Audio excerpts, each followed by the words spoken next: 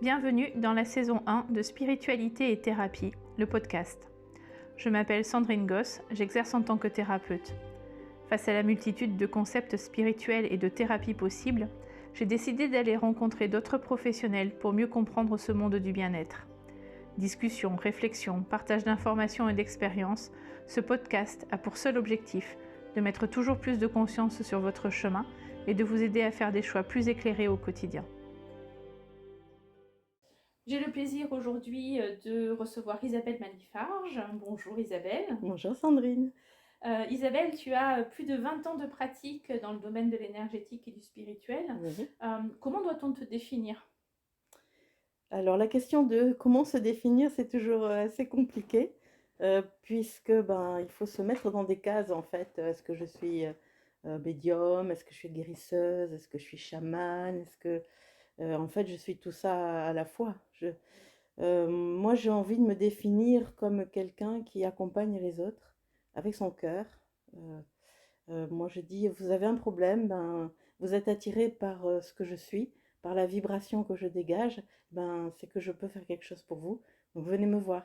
Parce que, je peux œuvrer, je peux agir, autant au niveau du corps physique, au niveau de l'émotionnel, au niveau du mental, au niveau des mémoires et puis, je peux aussi, canaliser des messages, qui viennent des guides de la personne, qui viennent de la source, donc voilà, je suis, à la fois tout ça et à la fois, je suis très simplement moi, œuvrière pour l'amour.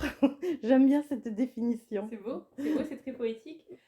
Mais du coup, ça a commencé comment pour toi ?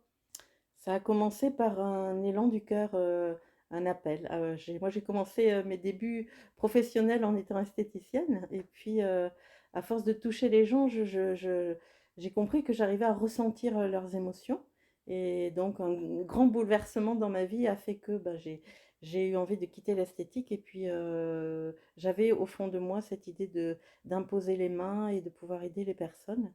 Donc j'ai cherché, comment faire? J'ai d'abord été contacter une magnétiseuse qu'on m'avait indiqué, qui m'a envoyée balader, qui m'a dit: «Non, non, mais ça s'apprend pas, vous l'avez pas, ça s'apprend pas» et puis, en cherchant, j'ai découvert le reiki, donc ça a été comme pour beaucoup de monde, ça a été une première porte et je remercie le reiki pour cette porte qui s'est ouverte en moi et en même temps que j'ai rencontré le reiki, j'ai aussi rencontré, cette capacité de canaliser des messages donc voilà, c'est la personne qui m'a initiée aux 2 en même temps et puis, j'ai cheminé en faisant beaucoup de méditation, en cheminant en moi, en cheminant dans mon cœur et puis se sont posées aussi à un moment donné, des méditations donc que je fais en état canal. Voilà, des méditations où, beaucoup d'enseignements, ont été transmis, donc ça depuis, 2005. Voilà, je transmets beaucoup d'enseignements et aujourd'hui, le chemin, continue avec toutes mes expériences de vie. À chaque fois que je fais un soin, en fait, j'apprends. J'apprends sur, la vie, j'apprends sur l'être humain, j'apprends sur moi-même aussi, bien sûr et tout ça, ça aide à y voir plus clair sur, qu'est-ce que l'être humain, qu'est-ce que la vie, voilà. D'accord, merci. Tu parles de canal, de canalisation. Tout le monde ne voit pas ce que ça veut dire. Comment ça se traduit pour toi? À quel moment tu sais que tu es canal et que tu es en train de canaliser? Euh, je pense qu'on est tous confrontés avec l'idée du mental aussi. Euh, Comment toi tu fais la part des choses et comment ça se manifeste? Alors ça, il y a que la pratique qui peut permettre de savoir, ce que vraiment c'est un message qui arrive. Alors déjà, c'est très dur de canaliser pour soi-même parce que on a des désirs profonds qui viennent interférer Hmm. les messages Bah qu'on peut ouais. recevoir. Toutefois, avec la pratique et puis, maintenant l'expérience, je sais que c'est un message qui arrive. À mes tout débuts, en fait, quand je recevais un message, heu, tant que j'avais pas dit: «OK, j'ai entendu» ou que je l'avais pas transmis à quelqu'un, ça me tournait en boucle dans la tête, en fait, ça devenait obsessionnel et à partir du moment où j'avais prononcé les mots, soit pour moi, soit pour quelqu'un d'autre, là, ça me lâchait, en fait. Donc petit à petit, on comprend que, voilà, c'est vraiment le message qui arrive parce qu'il arrive aussi avec une grande force, avec une puissance, énergétique. ouais, une puissance d'énergie. Et là, on se dit, bah oui, là, c'est pas moi, là, c'est quelque chose qui vient me traverser, puis il faut que je l'exprime. Donc, moi, mes sensations physiques, quand j'ai un message qui arrive, c'est au niveau de la tête, c'est au niveau de la couronne, elle se met à vibrer très fortement. Et là, je sais que bah, l'énergie, elle descend. Et tu parles d'entendre. Alors, est-ce que, parce que on entend différentes choses, justement, il y en a qui disent qu'ils entendent comme si on entendait comme on discute là, d'autres qui perçoivent un message qui traduisent finalement par leur mental. Le mental sert à la traduction. Comment c'est pour toi? T'entends vraiment une voix ou... Non, j'entends pas. C'est effectivement une pensée. C'est une pensée qui vient et qui cherche des mots dans ma bibliothèque de mots pour pouvoir faire une phrase. Voilà. D'accord. Mm. Et donc, est-ce que quand tu fais cette recherche dans ta bibliothèque, est-ce que tu as la sensation que c'est ton mental qui se met au service de cette canalisation ou le mental n'est plus du tout là? Alors le mental est là. Le mental, c'est notre faculté d'analyse. Donc le mental est là. Et ben justement, c'est lui qui aide à cette recherche de mots, de phrases pour pouvoir passer le message. Et d'ailleurs, ça m'arrivait au début, surtout quand je donnais des conférences où là, c'est quand même des canalisations assez longues. Quelquefois, je donnais un mot, mettons le sujet, je donnais le verbe et après je perdais le fil. Et mon mental se disait mince, mais le mot d'après, comment je vais le conjuguer? Mhm. Et en fait, ça c'est les peurs en fait qui s'exprimaient. Puis petit à petit, j'ai appris à lâcher tout ça.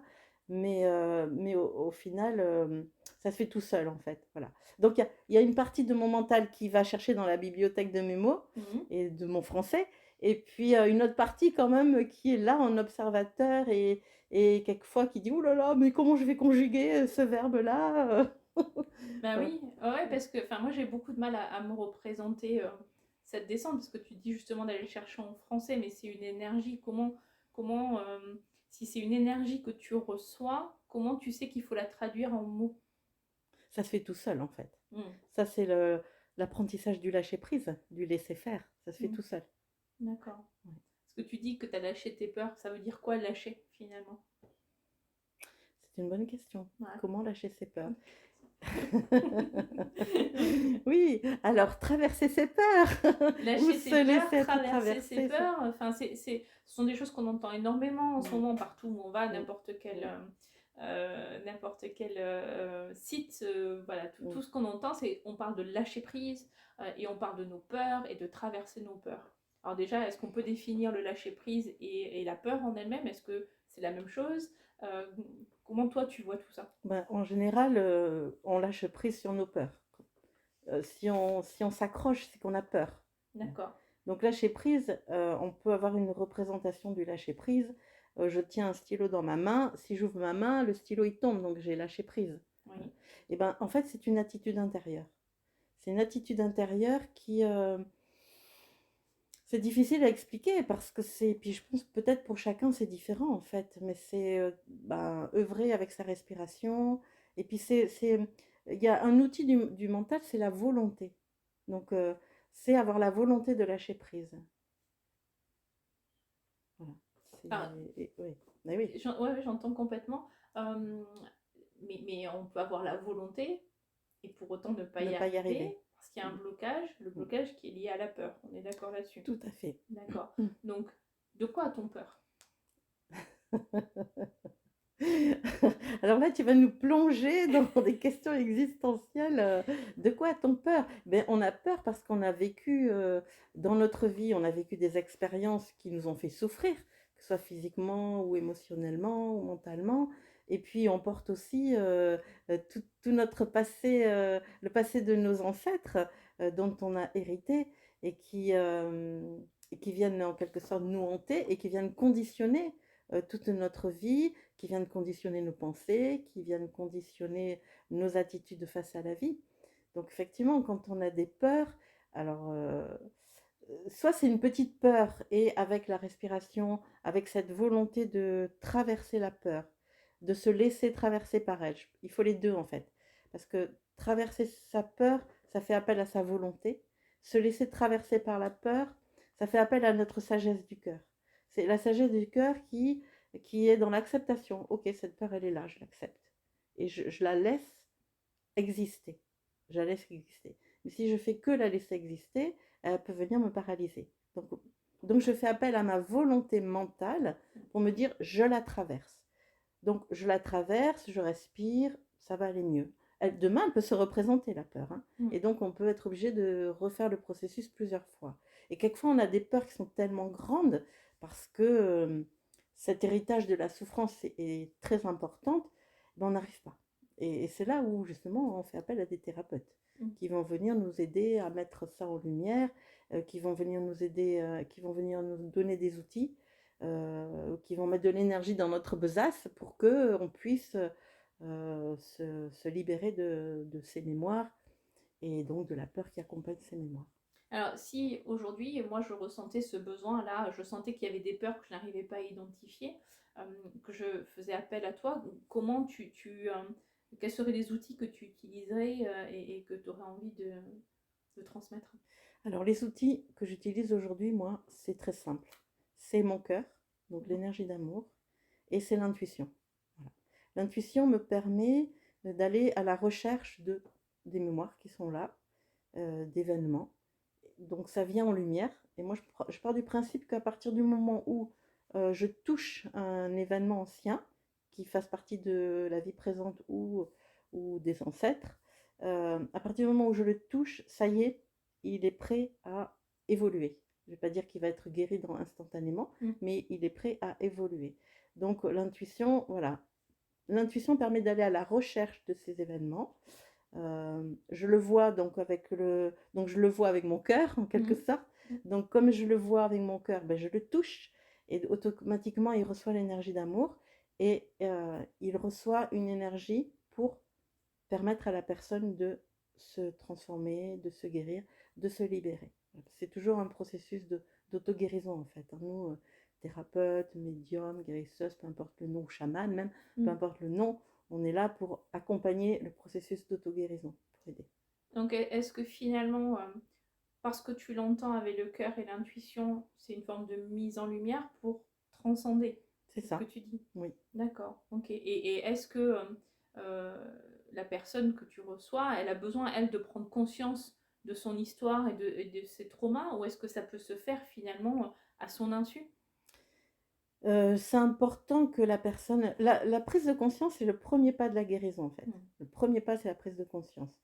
Donc oui, c'est important qu'elle prenne conscience de ce qui s'est vécu. Et d'ailleurs, ben, souvent, je les invite à poser des questions. Par exemple, s'il y a eu un traumatisme pendant la naissance, ben, c'est important qu'on leur raconte la naissance. Bon, quelquefois, les parents ne sont plus là. Quelquefois, personne est là pour raconter. C'est pas grave, ça va se faire quand même. Mais c'est bien de connaître l'histoire ou d'aller chercher l'histoire d'un ancêtre qui a vécu telle ou telle chose. Cet éclairage permet justement de lâcher prise. D'accord. C'est aussi mettre de la compréhension et donc, encore une fois, nourrir le mental qui a souvent besoin d'analyser et puis ça évite l'interprétation. Je crois que ça va au-delà du fait de nourrir le mental. Ça vient donner de l'énergie à cette idée de lâcher prise. Ça vient donner de l'énergie à la volonté pour pouvoir lâcher prise. Et puis aussi, quelquefois, on vit des choses et on peut se culpabiliser aussi de les vivre. Et ben, de se dire, ben, au final, c'est pas à moi, ça appartient à un ancêtre et moi, je ne fais que le porter. Et ben aussi, ça permet la déculpabilisation permet de se libérer aussi plus facilement. Je reviens sur la notion de traverser ses peurs parce que juste l'idée d'affronter sa peur, ça fait peur, plus ça. Tout à fait. Donc c'est un peu paradoxal. Et donc traverser une peur, alors matériellement on sait traverser une route, comment on traverse une peur? Est-ce que c'est la vivre de nouveau? Est-ce que c'est se remettre dans l'état d'esprit et d'émotion dans lequel on était? Et parfois c'est inconscient, donc on n'a pas forcément cette mémoire-là. Ça veut dire quoi traverser sa peur? Je pense qu'il y a différentes manières de le vivre et peut-être que chacun peut trouver son outil pour le vivre. Moi, par exemple, quand je suis confrontée à une peur, moi je la visualise comme un brouillard en fait. Voilà, c'est un passage dans le brouillard où j'y vois pas trop. Euh, et j'accueille ce brouillard et puis je me dis, allez, je le traverse parce que je sais qu'au bout de ce brouillard, il y a la lumière. Voilà. Et en général, ça marche. Sauf quand je suis confrontée à une peur plus grande qui peut, paralyser certaines de mes actions, de mes mises en œuvre. Donc là, ben, on dit 100 fois sur ton métier, remets ton ouvrage, hein, donc c'est ça en fait, Mm. hein, il faut y aller jusqu'à ce que ça ait lâché complètement. Donc voilà. Est-ce que la peur, finalement, parce que ça peut être intéressant de définir la peur, est-ce que la peur, c'est pas ne plus être en contrôle de ce qui peut se passer? Finalement, c'est la peur de l'inconnu. Quand on dit lâcher prise, si on lâche le stylo, on ne sait pas ce qui va se passer une fois qu'on aura lâché le stylo, pour reprendre cette image-là. Oui. Et est-ce que c'est ça qui fait que c'est difficile? Et j'aime bien ton image du brouillard, parce que c'est finalement avoir la confiance de ce qui va se passer si on n'a plus le contrôle. Tout à fait. Tout à fait. Alors la peur, en fait, la peur, elle vient de notre mental. Notre mental, je te remercie de me poser la question, parce que j'avais envie de parler du mental aussi. Notre mental, en fait, on le diabolise énormément. Or, notre mental, c'est notre intelligence. C'est notre faculté d'analyse. Et ô combien on en a... c'est notre humanité, en fait, notre mental. Notre faculté de réflexion, notre faculté d'analyse. Et en fait, notre mental, c'est un grand protecteur. Voilà. Notre mental, il a connaissance... alors, on parle du conscient, de l'inconscient, ça a plusieurs couches, en fait, hein, mais il a accès à toutes ces couches-là, notre mental. Et il sait que dans notre vie, on a eu un événement qui nous a engendré de la souffrance. Donc, il a emmagasiné cette connaissance.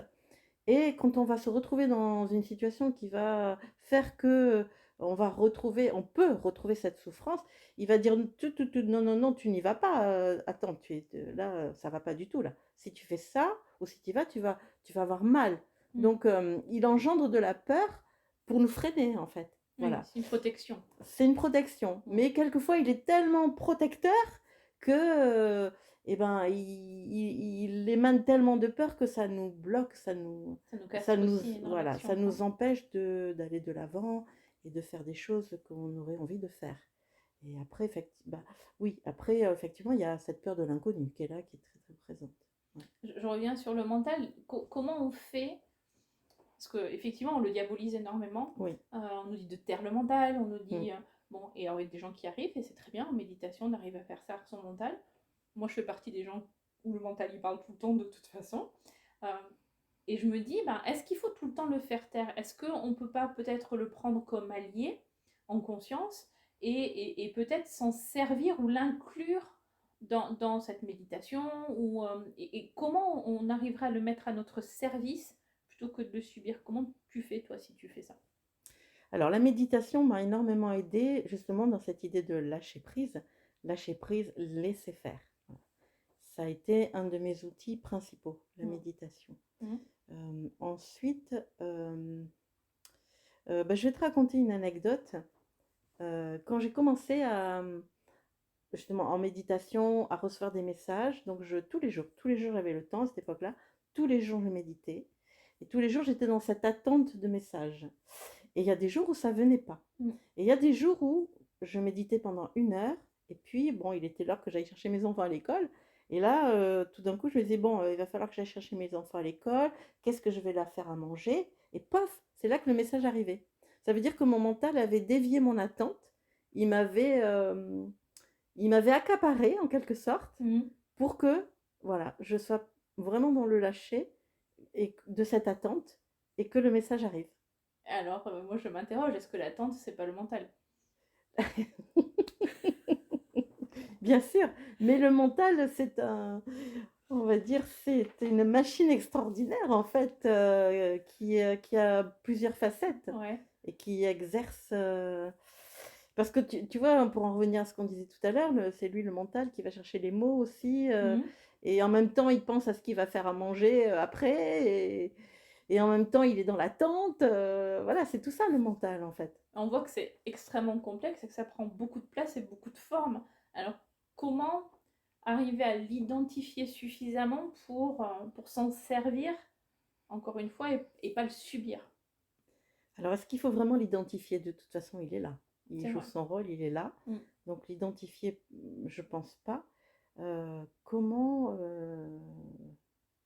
pose une colle. Mais c'est bien, mais je trouve c'est pas grave de pas avoir de Non, réponse. non, Parce que je pense que non. c'est un vrai mystère aujourd'hui. Mais cela dit, Ouais. je vais y penser. Et ça sera l'occasion d'une autre Voilà, interview, ça sera exactement. formidable. Voilà, on va retenir la question. Ouais. Mais c'est vrai que c'est un sujet qui, enfin, moi, m'interroge beaucoup.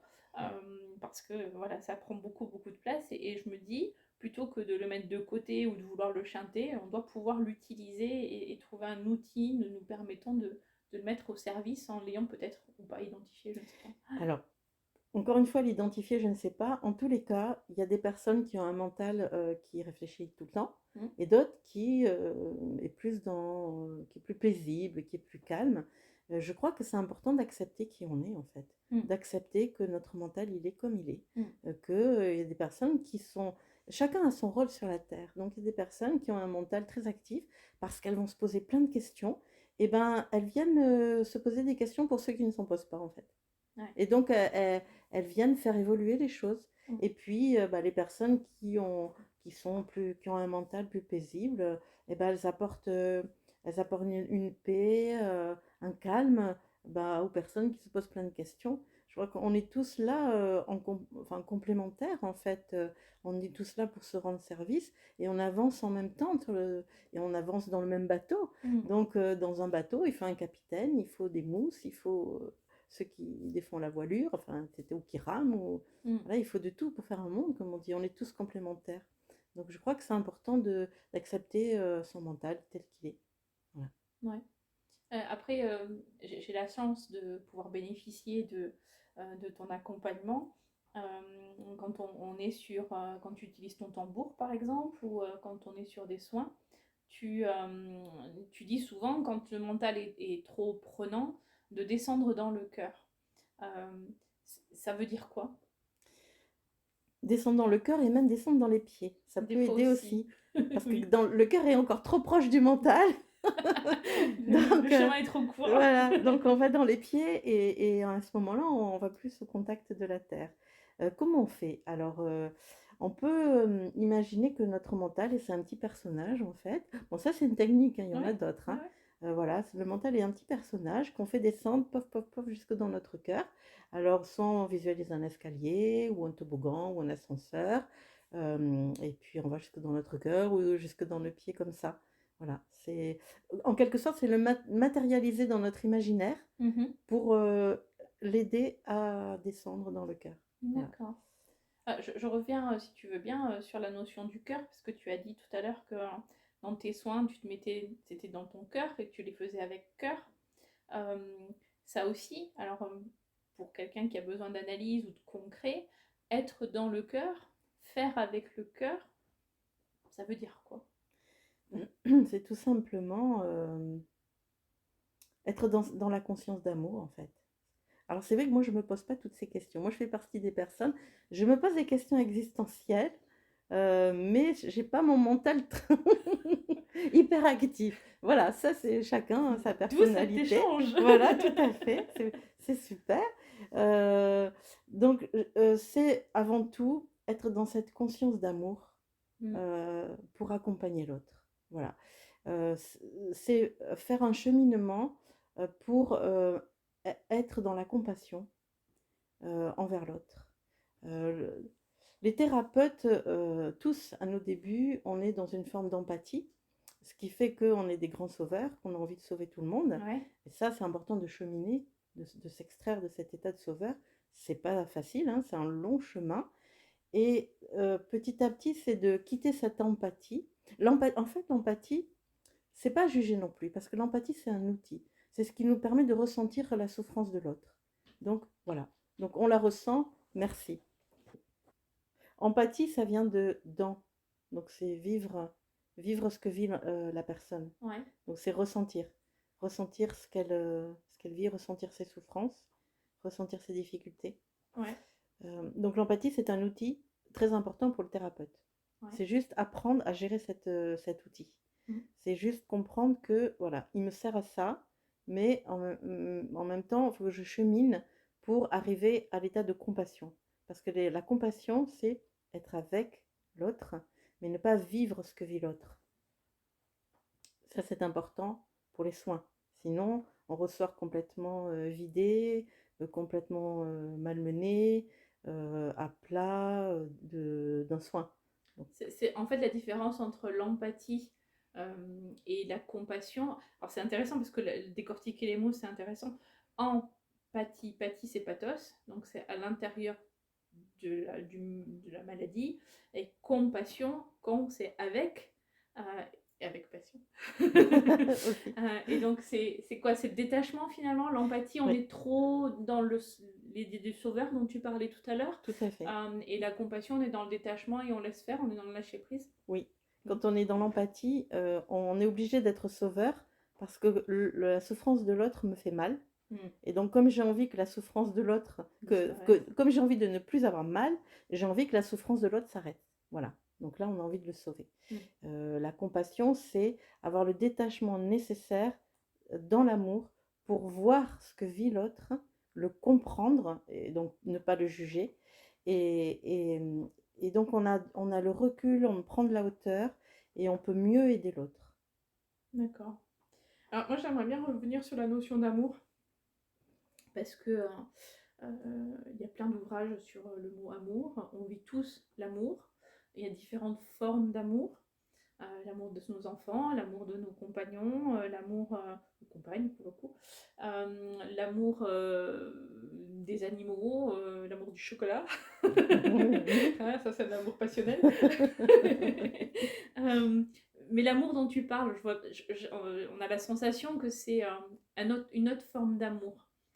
C'est quoi cet amour dont tu parles? Alors pour moi, effectivement, j'ai mis du temps à comprendre ça, ça a Mhm. fait partie de mes prises de conscience, parce que j'entendais qu'on parlait de l'amour-sentiment, et moi je ne comprenais pas pourquoi on parlait de l'amour-sentiment. On disait que l'amour c'était un sentiment, Mhm. et pour moi ça ne collait pas avec ma vérité. Et en fait j'ai compris. Effectivement, il y a plusieurs formes d'amour. Il y a l'amour-sentiment. Ça veut dire l'amour, il y a l'amour universel, l'amour originel, l'amour se creuser duquel on vient, on peut l'appeler Dieu aussi si on veut. Mhm. Voilà, et ça c'est une vibration d'amour euh, qui est venue construire un corps et qui habite ce corps. Voilà. Mhm. Donc ça c'est l'amour avec en majuscule on peut dire. Voilà. Ouais. Et comme cet amour habite un corps humain, et que, en quelque sorte, le rôle de l'humain, c'est d'avoir des émotions. Mhm. Voilà, c'est son expérience. Donc, dans ce corps d'émotions, l'amour vit des choses. Donc, effectivement, il vit un amour avec un sentiment amoureux, un amour pour son enfant, un amour pour le chocolat, pour ses animaux, pour son voisin. C'est des degrés différents. On ne peut pas quantifier l'amour, mais on peut quand même constater que nos sentiments sont gradués, en quelque sorte. On n'éprouve pas la même chose pour son enfant que pour son voisin. Mhm. Voilà. J'entends pour autant l'amour, on dit et on l'expérimente, l'amour, puisque quand on est dans la partie amour-émotion, l'amour peut faire mal. Alors on a du mal à se dire que être dans son cœur et éprouver ou émettre une énergie d'amour puisse soigner. Alors, parce que là, en l'occurrence, quand je fais un soin, c'est cet amour originel qui s'exprime. Ouais. C'est pas le sentiment. Voilà, c'est pas le sentiment. Alors, il peut intervenir ce sentiment parce qu'effectivement, on a des affinités avec certaines personnes. Donc là, ça peut être une personne que j'aime particulièrement parce que ça s'explique pas en fait, hein, C'est pourquoi ça. on aime plus une personne que l'autre, hein. Mm. Mais en tous les cas, quand j'ai quelqu'un en soin, c'est cet amour originel, universel qui s'exprime et euh, qui vient exprimer cette compassion, qui vient exprimer ce non-jugement, qui vient dire à l'autre, je te comprends, je Mm. comprends ce que tu es en train de vivre, je vois ta souffrance et je viens, encore une fois, j'utilise ce terme, remplir ta besace énergétique Mm. de cet amour pour que tu puisses t'en servir et puis aller un peu plus loin sur ton chemin. De là, tu rencontres une crevasse, tu rencontres une montagne, tu rencontres une barrière. Eh bien, je viens t'aider à passer ça. Comme ça, tu vas pouvoir continuer ton chemin après. Voilà. Et comment cet amour-là, tu sais que c'est l'amour originel pour toi, comment ça se traduit? Peut-être est-ce que ça se traduit dans le corps? Comment tu sais que ça, vraiment, c'est la compassion, c'est l'amour universel? Alors ça, c'est difficile à dire, mais Mmh. ça se passe au niveau du cœur de la poitrine. Ouais. C'est une vibration où, tout d'un coup, bah, le sentiment amoureux, on le connaît tous, en fait. Mmh. On aime tous, quelqu'un. Mmh. Voilà, on aime tous quelqu'un, que ce soit notre père ou notre mère ou notre enfant ou enfin, voilà, ou un chéri ou une chérie. Donc ce sentiment cette vibration d'amour, voilà, on la connaît. Donc là, c'est au-delà. C'est vraiment cet amour infini qui fait que, on a envie d'englober le monde, d'englober l'univers et d'aimer tout le monde, en fait, Mmh. voilà. Comment je peux le décrire? C'est difficile à décrire. Ouais, mais je veux bien croire que ce soit difficile et du coup, je me disais, tu travailles beaucoup avec l'énergie christique. Oui, Donc, Jésus, oui, qui est amour, oui. quand tu es en connexion avec lui, qu'est-ce qui se passe pour toi qui est différent de toutes les autres connexions et où tu sais, fou, parce que beaucoup de gens parlent, quand on est dans cet amour universel, d'une ouverture du cœur.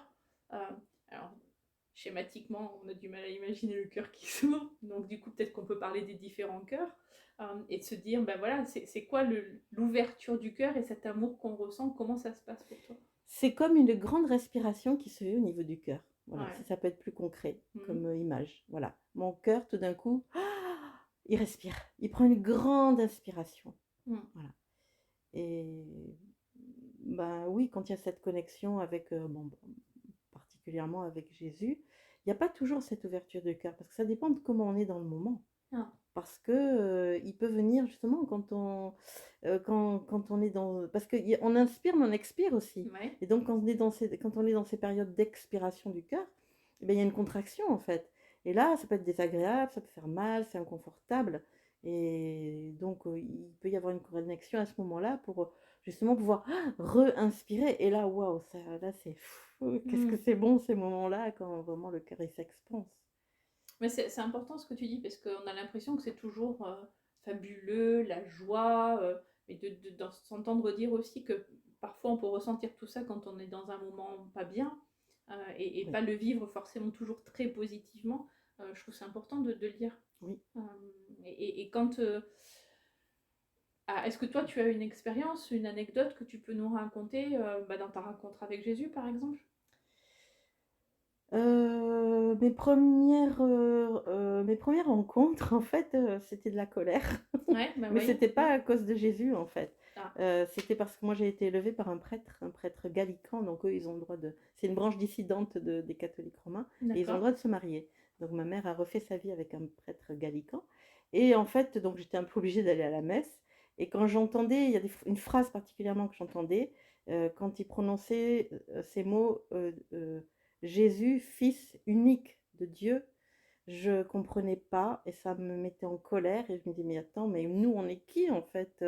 Voilà, ça me mettait en colère Mhm. et puis après, bah, c'est plus ce chemin de guérison, d'aide à l'autre ou de cette porte de Reiki qui m'a emmenée un jour où j'ai reçu, une énergie Mhm. et bon, sur le moment, je pas su exactement ce que c'était, ça a été très puissant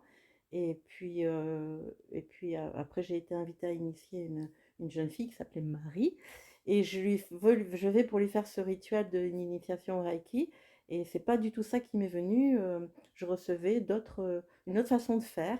Bon, donc je l'ai faite et après on m'a dit: «Voilà, tu es en train de faire des initiations à l'énergie christique et maintenant c'est tout ce que tu feras». Je dis: «Mince, le Reiki commence à être connu, mince alors zut, crotte». Ouais, mais je vais jamais pouvoir appeler ça, énergie christique parce que c'est tellement apparenté à la C'est religion, ça, c'est connoté. non, non, bah, alors au début je l'appelais lumière d'or, parce que c'est une énergie couleur or et puis un jour, voilà, ça aussi je l'ai lâché. J'ai traversé mes peurs Mhm. par rapport à ça, parce que j'ai rencontré des personnes qui m'ont dit: «Mais on attend ça depuis tellement longtemps». Donc j'ai dit: «OK», voilà, donc j'ai assumé ce terme énergie christique et maintenant, ben, je peux dire voilà, j'ai pris cette voie christique. Ok. C'est ma voie. C'est Jésus, c'est mon guide. Mm. Voilà. Ça sera intéressant, je pense, mais peut-être dans une autre interview, d'aborder ces différentes énergies. Euh, Parce que, ben, tu l'as dit, elles sont souvent très connotées religieuses, ou mystiques, et voilà, je pense qu'il y a pas mal d'interrogations sur ces énergies-là.